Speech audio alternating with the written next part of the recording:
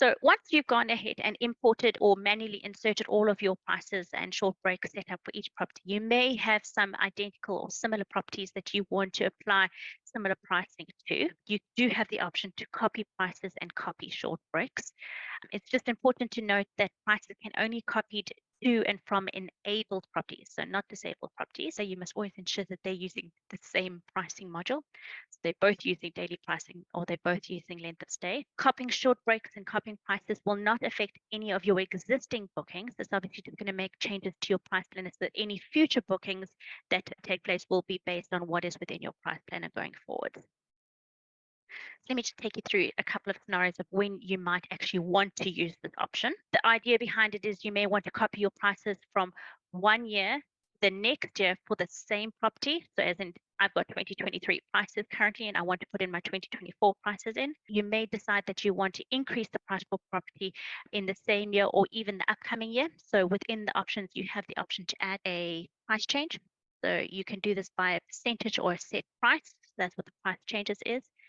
You also have the option, another scenario that you may want to use this for is copying prices from one property to another property for the same or for following years. So the way you go about doing this is, again, you go to properties. Underneath the edit button is the option to copy. Within the copy, you have got two options. You've got the copy prices. And basically, once that you select that, you have this settings box, which will preview. And it's here that you're going to be selecting different things. For example, you're going to be selecting 1 year period. So the property from which you are copying from, so the source of the prices. Here you're obviously going to be selecting the duration. So generally, say for example, I'm copying to 2024 prices.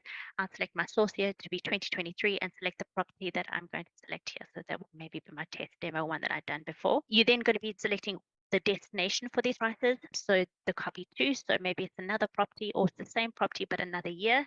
So if the destination year, for example, is going to be 2024, I can select 2024. In terms of price changes, you can use percentage or you can set it to a fixed amount. When using percentage, we do generally suggest you round to 0 decimals. In terms of date changes, SuperControl generally auto adjusts this when copying prices from 1 year to the next. So by default, this tick box will always be ticked. If you don't want to be and you want to manually change how the prices change from date to date, it's basically a date module rather than a day module. When it's ticked, it's automatically assuming that you've got pricing from Monday through to Sunday, for example. It's not assuming it's a date specific. So that's when you would disable it, is if you would use date specific. Copying short breaks is similar to copying prices. You go to copy short breaks that you did before, properties, copy, and this time you're going to select copy short breaks. And you'll be filling in the selections in terms of what your source and destination properties are. You can select by the property name, or in the case of agencies, for example, they can select those all owned by a particular owner, or you can even check to copy it to all properties. So what happens is that when you select it, you have the option to also select a date period. So generally, you should select one that corresponds to the date. So say, for example, it's usually easier just to have a year to year, for example, but you can select a specific short break by selecting the date, the start and the end dates here using these drop-down boxes. So say, for example, if you have a short break band that starts on the 18th of the 11th through to the 25th, if you select the 18th, the 25th, that's the only short break band it will select. And you have to select it based on those start and end dates. You'll see that this drop-down box, when you select that, you'll see that those properties that can't be selected are usually in like a pinkish color, whereas those that can be selected are green. So you can automatically see which properties you're selecting quite a little bit easier. Okay, so there may also be some times that you actually want to block off certain days or dates for availability. By blocking off a date, you are not only blocking it off as an arrival date, but also as a departure date. You're making it not available for either. So within your price planner, you've got those start days. So here you can see that these days are not available as a start date for full week bookings, but you can see when they are this yellow color, they are available. You can also, if you select it, so what happens is if you select the box one more time, you'll see it will change it to a blocked color, which is this red, which means that you are not allowing that particular day as an arrival or a departure day.